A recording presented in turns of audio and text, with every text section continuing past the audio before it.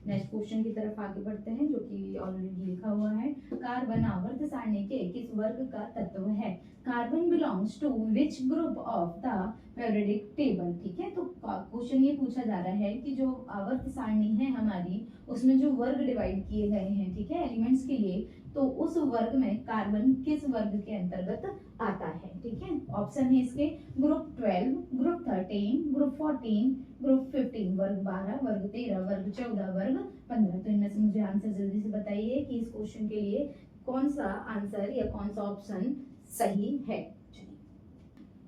जो हमारी periodic table है, उस पीरियोडिक टेबल को ग्रुप में डिवाइड किया गया है, वर्ग में डिवाइड किया गया है सॉरी, जो कि 1 2 3 4 5 1 से स्टार्ट होकर के कहां तक 18 ग्रुप तक डिवाइड किए गए हैं। ठीक है, टोटल कितने ग्रुप में डिवाइड किया गया है? 18 ग्रुप में डिवाइड किया गया है। तो यहाँ पर क्वेश्चन यही पूछा जा रहा है कि जो कार्बन है इस पीरियोडिक टेबल में जो ये क्या दिए गए हुए हैं, आपके ग्रुप दिए गए हैं या वर्ग दिए गए हैं, इसमें किस वर्ग का तत्व है, किस वर्ग में लोकेटेड है या किस स्थान पर लोकेटेड है। तो इसके ऑप्शन ये दिए हुए हैं, जल्दी से मुझे आंसर बताइए कि कौन सा आंसर इस क्वेश्चन के लिए सही होगा।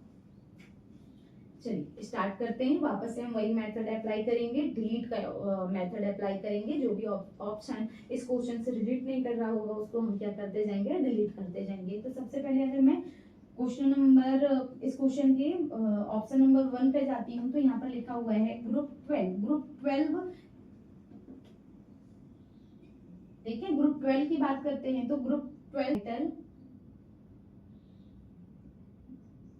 वोलाइटल मेटल्स भी कहते हैं। ठीक है, वोलाइटल मेटल की तो टोटल ये इसमें कौन कौन से एलिमेंट्स हैं, तो मैं यहाँ पर आपको बताऊंगी। इसमें जिंक, कैडमियम, मरकरी, साथ में कॉपर, निकस एलिमेंट्स हैं। ठीक है, तो इसे हम जिंक फैमिली भी कहते हैं, बिकॉज जो इसका स्टार्टिंग एलिमेंट है वो क्या है, जिंक है, तो इसे हम क्या कहते हैं, जिंक फैमिली भी कहते हैं। ठीक है, चलिए आगे। तो ये ऑप्शन भी क्या, ये ऑप्शन क्या है, इस क्वेश्चन से रिलेट नहीं कर रहा है, तो इसको हम डिलीट करते हैं। आगे बढ़ते हैं ग्रुप 13 की तरफ, वर्ग 13 की तरफ। तो वर्ग 13 में जो है, ये वर्ग 13 जिसे हम जनरली जो है ये बोरॉन फैमिली के नाम से भी जाना जाता है। किसके नाम से जाना जाता है? बोरॉन फैमिली के नाम से भी जाना जाता है। बोरॉन फैमिली क्यों कहते हैं? जैसे यहाँ पर जिंक से स्टार्ट हो रहा था एलिमेंट, तो यहाँ पर इसे हम जिंक फैमिली कह रहे थे एज इट इज। यहाँ पर जो है ग्रुप 13 बोरॉन फैमिली के नाम से भी जाना जाता है, क्योंकि इसका जो फर्स्ट एलिमेंट है वो क्या है, बोरॉन है। ग्रुप 14 की बात करते हैं। ग्रुप 13 मैंने आपको बता दिया कि इसे हम बोरॉन फैमिली भी कहते हैं, जिसमें बोरॉन, एल्यूमिनियम, गैलीलियम,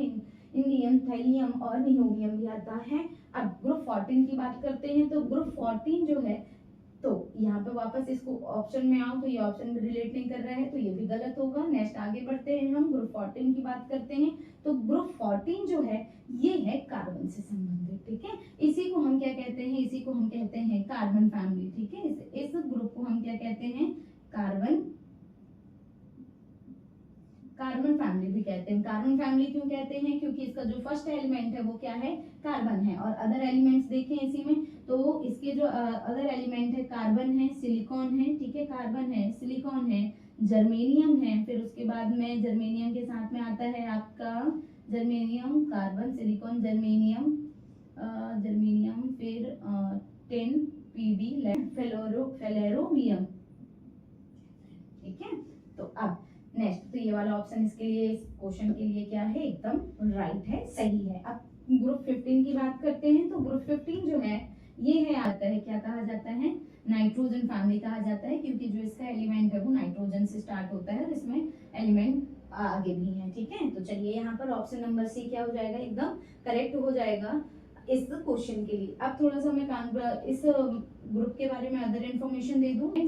ठीक है, जैसे कि कार्बन, सिलिकॉन, जर्मेनियम और आपका टिन, फिर लेड और फिर उसके बाद फ्लोरीलियम। ठीक है, तो जो ये एलिमेंट्स हैं इनके आउटर सेल में क्या है, इसके आउटर सेल में कार्बन का नंबर कितना होता है, नंबर ऑफ कार्बन इसमें कितने प्रेजेंट होते हैं, नंबर ऑफ कार्बन 4 प्रेजेंट होते हैं। इसीलिए इसका एक और नाम है क्या, टेट्रल्स। क्या नाम है इसका, टेट्रल्स नाम है। ठीक है, फिर अब इसी के आगे अगर मैं इंफॉर्मेशन किसकी दूं, बेसिकली कार्बन की दूं, तो कार्बन का जो एटॉमिक नंबर है, क्या है इसका एटॉमिक नंबर की बात करूं तो कार्बन का एटॉमिक नंबर कितना होता है, 6 होता है।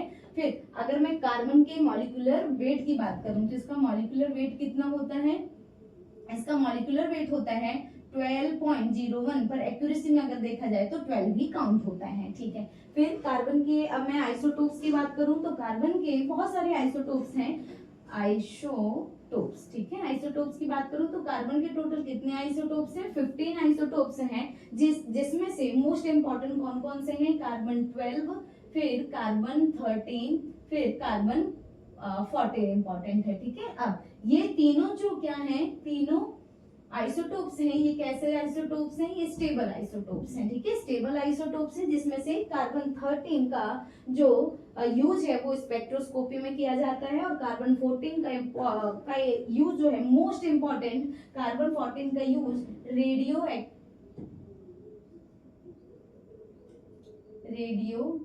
कार्बन डेटिंग में यूज किया जाता है, ठीक है। रेडियो कार्बन डेटिंग में यूज किया जाता है। रेडियो कार्बन डेटिंग क्या होती है, जो हमारे यहाँ पर जो पृथ्वी के अंदर जो जीवाश्म पाए जाते हैं तो वो कितने साल पुराने हैं, ठीक है, या उनकी एज को काउंट करने के लिए, आइडेंटिफाई करने के लिए हम कार्बन का जो आइसोटोप 14 है उसका यूज करते हैं, और कार्बन 13 का मैंने आपको अभी बताया कि कार्बन 13 का हम स्पेक्ट्रोस्कोपी में यूज करते हैं। अब अगर मैं इसमें न्यूट्रॉन और प्रोटॉन का नंबर बताऊं तो देखा जाए तो इसमें 6 और इसमें कार्बन के न्यूट्रॉन कितने हैं, 6। इसमें प्रोटॉन की बात करूं तो कार्बन के प्रोटॉन 6 होंगे और न्यूट्रॉन कितने होंगे, 7 होंगे। और अगर इसमें बात करूं तो प्रोटॉन कितने होंगे, प्रोटॉन होंगे 6, और इसमें न्यूट्रॉन कितने होंगे, न्यूट्रॉन होंगे 8, ठीक है। तो ये आइसोटोप्स हैं। मोस्ट इंपॉर्टेंट आइसोटोप्स कार्बन 14 है, रेडियो कार्बन डेटिंग में यूज किया जाता है।